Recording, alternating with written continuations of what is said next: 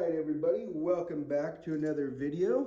In today's video, I'm going to teach you how to fix your open miters. Say you had an off day, say your saw just wasn't cutting straight. In this instance, that's what it was. The saw was just a little crooked. You have a little bit open down here. Sometimes you get it to where the wall is not straight. Anyway, this is an open miter. How are you going to fix it?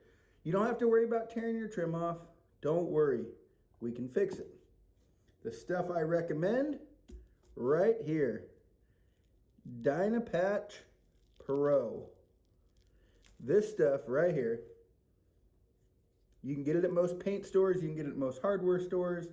It is a lot better than your average wood filler.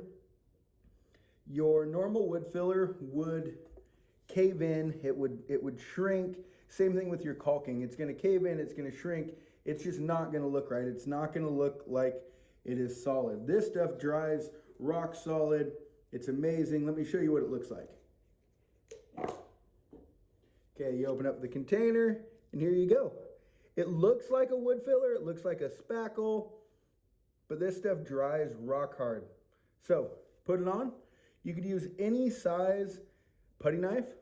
I actually forgot my putty knife, so I'm using a 6-inch drywall knife. Probably don't recommend that. It's a little overkill. But, so how are we gonna do this? Well, first of all, I taped off the floor because it's new carpet. I didn't wanna get all this all over the new carpet. So, what you do is you get some on your knife, and we're gonna go ahead and start working some in here. Let's see if you guys will be able to see this. So you want to push it in, almost like if it was grout. You want to pack that in there and fill it. So once you do, scrape some off, come over here, and we'll see what this looks like after we scrape some of it off. That's looking pretty good. So let's go ahead and let me get the top here. Putty knife, or this drywall knife, is a little bit overkill. It's kind of hard to get right in there. Okay, so you can tell that's looking pretty darn good right there. Can't really see any of the holes anymore. It filled them up really well. I'm just gonna go back through on this edge here, touch it up.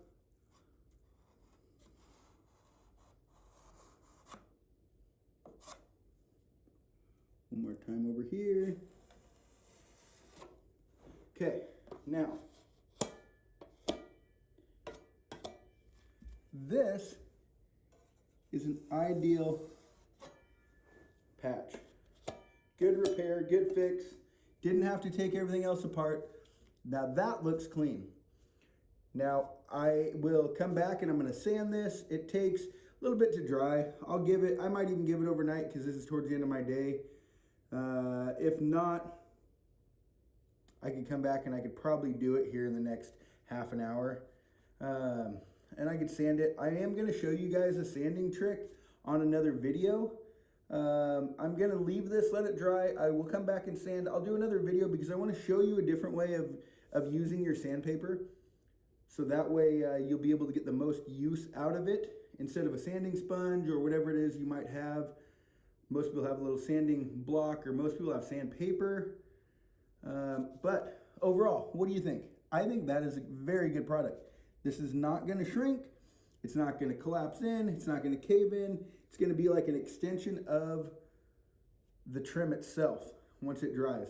So why didn't I scrape this edge flat? Because it was an open miter. If I would have, and I would have went down with my knife like this, it would have just gave it that look to the trim. It's not what I'm going for.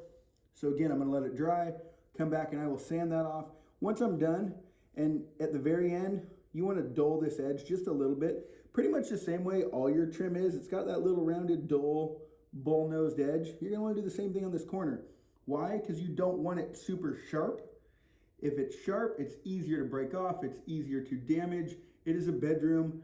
It's going to get hit at some point. So that's why we'll do that. But again, There's a quick video for you. Hope you liked it. All right, everybody. Well, welcome back. And I told you I was going to show you how we go about sanding this. So it's been enough time. My Dynapatch is completely dry. We can go ahead and sand it. So I got 220 sandpaper, and just got done folding it for that demonstration. I have a video on that as well. So let's go ahead and we'll sand it up a little bit.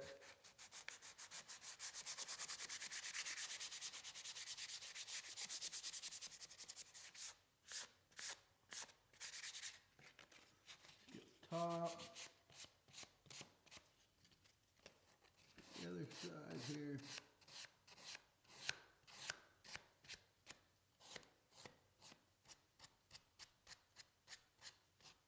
Around the face a little bit.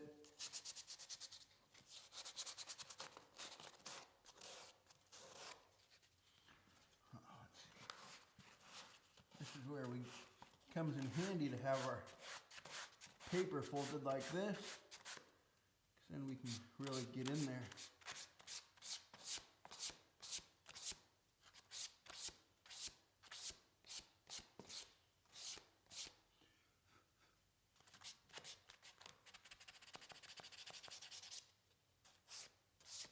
Okay, now I think that looks pretty darn good. Now, we will take sandpaper and we'll just, a couple light little passes.